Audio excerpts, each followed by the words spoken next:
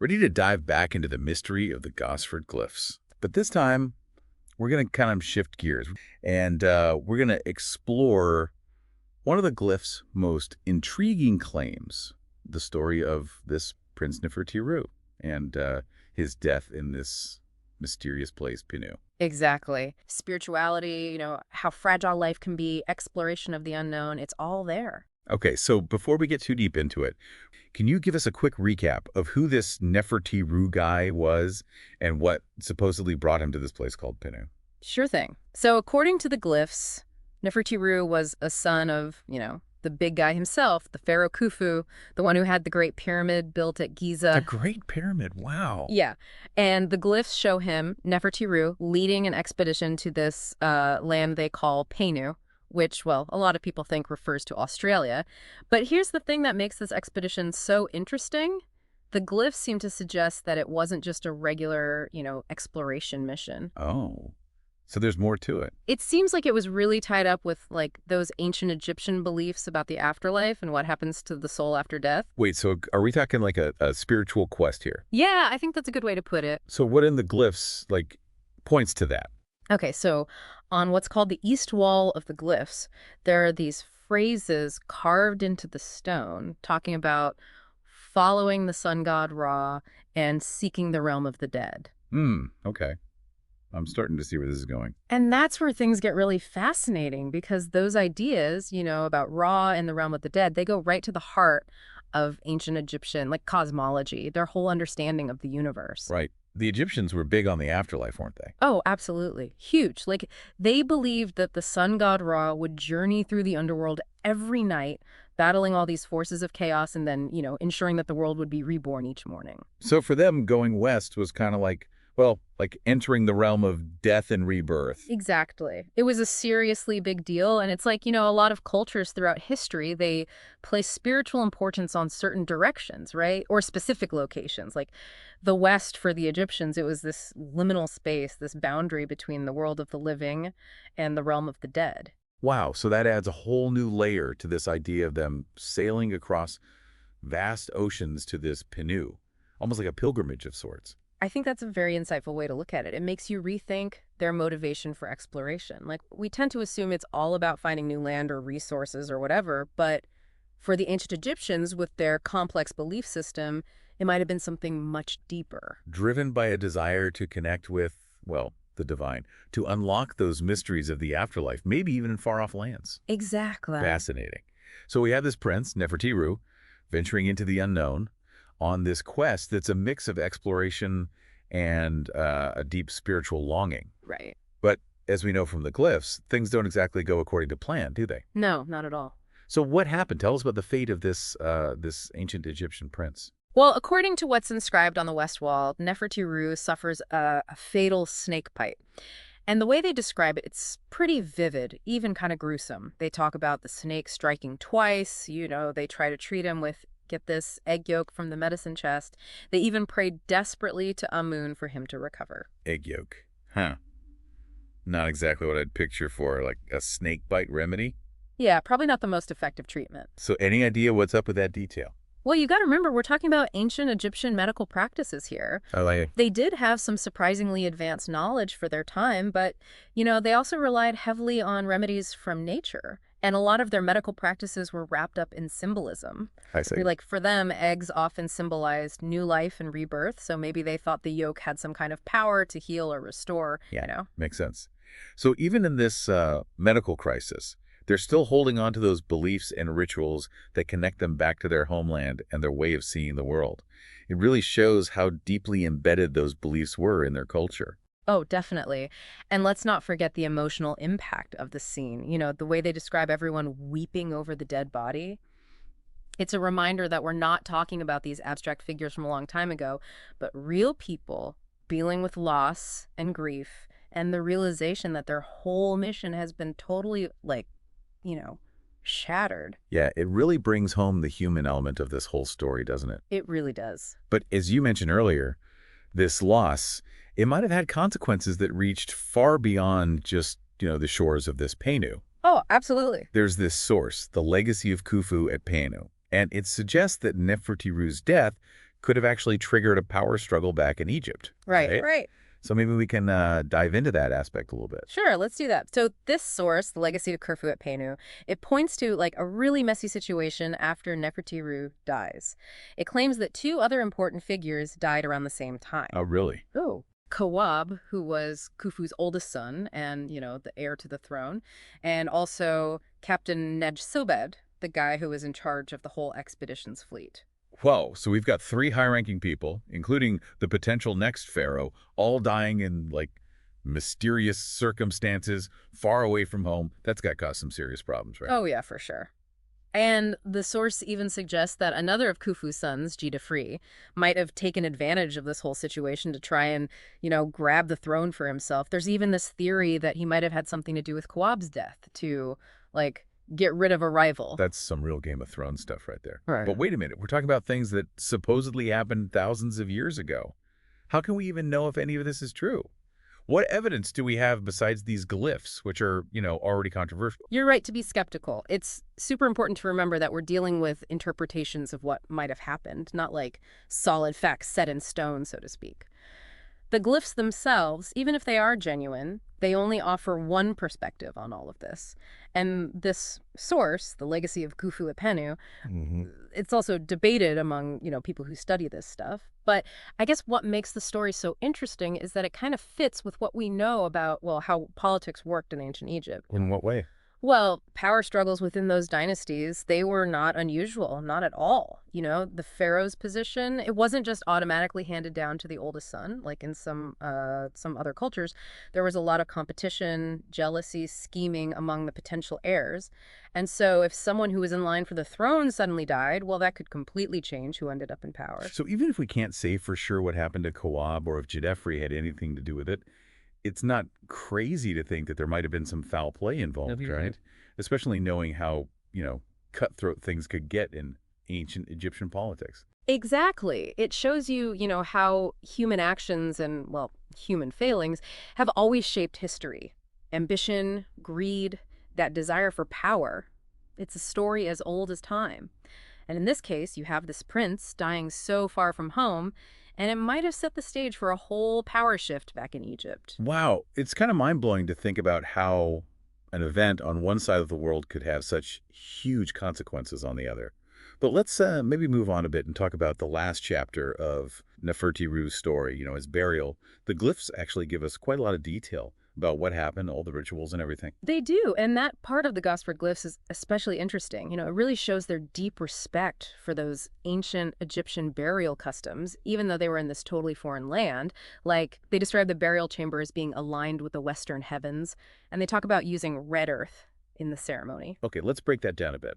Western heavens, that sounds familiar. Didn't we talk about the significance of the West in Egyptian mythology earlier? We did.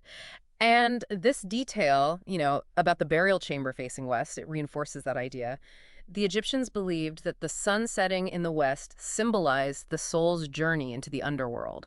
So by making sure the burial chamber was aligned that way, they were making sure that Nefertiru's soul would, well, follow the right path to the afterlife. It's like they're trying to recreate a little piece of home, of their own beliefs, even in this faraway place.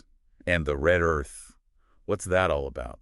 That's referring to red ochre, this natural pigment that's been used in burial rituals for, like, forever in tons of different cultures. People think it symbolizes blood, life, and rebirth.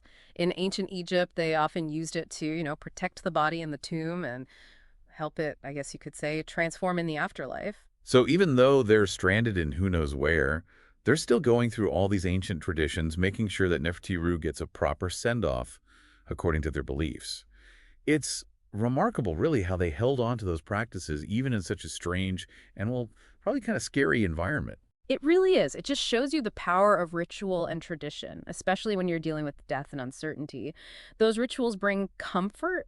They give meaning to things and create a sense of continuity, even when you're faced with the unknown. There's one more thing about the burial that I found interesting.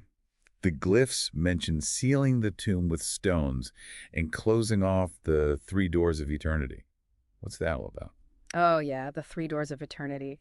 It's such a poetic phrase, right? It really captures their whole belief about how the soul travels to the afterlife. I don't think there's one like definitive answer as to what it means, but it probably refers to those three gods who were in charge of judging and protecting the soul: Osiris, Horus, and Maat. Okay, remind me again who they were and what they represented. Sure. Osiris was the god of the underworld, often shown as a mummified king. He was connected with death, resurrection, the whole cycle of life and death. Horus, his son, was a god of kingship and protection, often symbolized by a falcon. And then Maat, she was the goddess of truth, justice, and cosmic order. She's often depicted with a feather. So by sealing the tomb and invoking these gods, they're basically saying, okay, we're entrusting Nefertiru's soul to you guys. Keep him safe on his journey to the afterlife. Yeah, exactly. It's a really powerful image that shows their deep belief in how the earthly realm and the spiritual realm are connected. They didn't see death as the end, but like a transition to another place, a place ruled by these divine beings. It makes you wonder how they thought about this land, this Pinu, where their prince died. Did they see it as cursed, a dangerous, unlucky place? Yeah. Or did they kind of incorporate it into their understanding of the afterlife, their cosmology? That's a good question, and I don't think the glyphs really give us a clear answer. But the way they buried Nefertiru, so carefully and respectfully, suggests that they didn't just, abandon their beliefs or view the place as totally hostile. They adapted, they carried out their rituals, they entrusted their prince to their gods, even in this totally unfamiliar territory. It says a lot about their resilience, doesn't it? How they maintain their cultural identity, even so far from home. But this brings us back to another big question. If this expedition really happened, if Nefertiru really was buried in this Pinu, well then where is it? Ah, yes, the mystery of Pinu. The glyphs give us some hints about the location, but so far nobody has found any solid archaeological evidence that the ancient Egyptians were ever in Australia. And that, of course, is a big reason why some people think the glyphs aren't real at all. So are we supposed to believe that this whole story, the expedition, the death, the elaborate burial, is it all just made up? Or is there another way to look at these inconsistencies? Well, not necessarily. I mean, just because we haven't found evidence yet doesn't mean it's not out there, right? Archaeology is all about constantly discovering new things. It's possible that there are still traces of this supposed Egyptian presence in Australia waiting to be found. Okay, so while all this was happening in Australia, what was going on back in Egypt? Oh, things weren't exactly peaceful back home either. Uh-oh. Kawab, the rightful heir, died under mysterious circumstances. Oh, no. Some historians even think that Djedefre, who eventually took the throne, might have had a hand in his brother's death. This is giving you some serious Game of Thrones vibes. Right. Was this kind of political maneuvering common in ancient Egypt? Well, succession in a dynasty like this was always a high-stakes game. We can't say for sure what happened to Kawab, Right. but the timing of his death and Djedefre's rise to power definitely raises some eyebrows. So how does Nefertiru's death in Pinu factor into all of this? Could Djedefre have used the expedition's failure to his advantage? Absolutely, and it gets to the heart of how power worked in ancient Egypt. But, Remember, Maat played a crucial role in legitimizing the pharaoh's rule. Right. So Djedefre could easily have used the expedition's failure and the disruption of Ma'at it represented to undermine Khufu's authority. Yeah, and position himself as the savior, the one who could restore balance and lead Egypt back to greatness. So it wasn't just about getting the throne. It was about controlling the story, shaping how people saw things, aligning himself with those forces of cosmic order. You got it. It's a pretty sophisticated political strategy for a supposedly ancient civilization. Right. It sounds like they were master strategists, Mm, really aware of how religion, politics, and public opinion all work together. they were. And in Djedefre's case, this maneuvering might have extended to distancing himself from Khufu's legacy and forging a new path for Egypt's future. Okay, so we've got a possible cover-up, a power-hungry pharaoh, and a mysterious inscription in Australia. This is getting more and more intriguing. Yeah. But where does this leave Khufu, the mighty builder of the Great Pyramid whose ambition might have unintentionally set all this in motion? It's a real tragedy. Khufu's desire to expand Egypt's reach, secure those resources, and enhance his divine status may have inadvertently led to this tragic loss, a succession crisis, and a deliberate distortion of history. It's a reminder that even the most powerful rulers can't escape the consequences of their actions.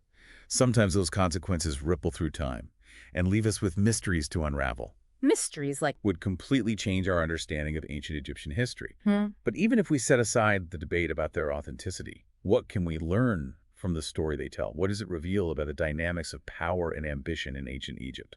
Well, the story of Nefertiti's expedition and everything that followed really highlights just how fragile power is. Even for a pharaoh like Khufu, who seemed to have it all, his desire to expand Egypt's reach, secure resources, Project that image of strength. yeah, may have unintentionally set in motion a chain of events that threatened to unravel his whole legacy. It's a reminder that even the most carefully crafted image of power can be undermined by unforeseen events, by human ambition and rivalry. And the fact that Gaddafi may have deliberately tried to erase the expedition's memory speaks volumes about how power was consolidated and maintained in ancient Egypt. It wasn't just about brute force, it was about controlling the story, shaping public perception, Right. and aligning yourself with the forces of cosmic order, with Ma'at. This idea of Ma'at is so fascinating. It seems to have been this really powerful force in Egyptian society, Oh. influencing not just religious beliefs, but also political strategies and even personal decisions. Yeah, Ma'at was totally woven into the fabric of Egyptian life. It wasn't just some abstract concept. Right. It had real-world consequences. Right. Actions that were seen as upholding Ma'at brought harmony and prosperity, but actions that violated it led to chaos and misfortune, and the pharaoh, as the embodiment of Ma'at on earth, was ultimately responsible for keeping that balance. So even a powerful pharaoh like Khufu couldn't ignore Ma'at. His actions, even those undertaken with the best intentions, could have repercussions if they were perceived as disrupting this cosmic order. Exactly.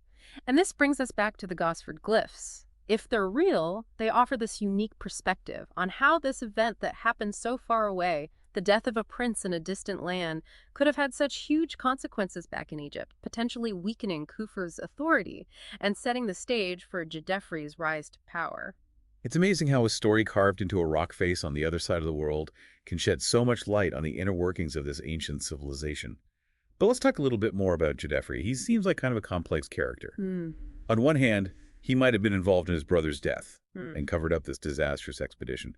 But on the other hand, he's known for these significant religious innovations, particularly in his association with Ra, the sun god. Yeah, Gaddafi's reign is such a fascinating period in Egyptian history. It's this time of transition of these shifting religious beliefs and these ambitious rulers vying for power. You mentioned earlier that Gaddafi was the first pharaoh to really emphasize his connection to Ra. Can you tell me more about that? What was the significance of this shift and how did it impact his rule?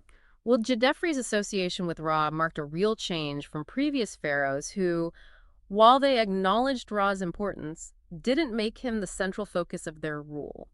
Gaddafi went further. He even adopted the title Son of Ra, elevating the status of solar worship to a whole new level. So this wasn't just about personal belief. It was a strategic move, a way to legitimize his rule and maybe distance himself from what people saw as the failures of his predecessors. Exactly. It's like he was creating a whole new story for Egypt, one that focused on the power and goodness of Ra. This change in religious emphasis might have also been a way to connect with those who were unhappy with Khufu's rule, especially after all the problems with the Pinu expedition and the disruption of Ma'at. It's fascinating how religion and politics were so intertwined in ancient Egypt.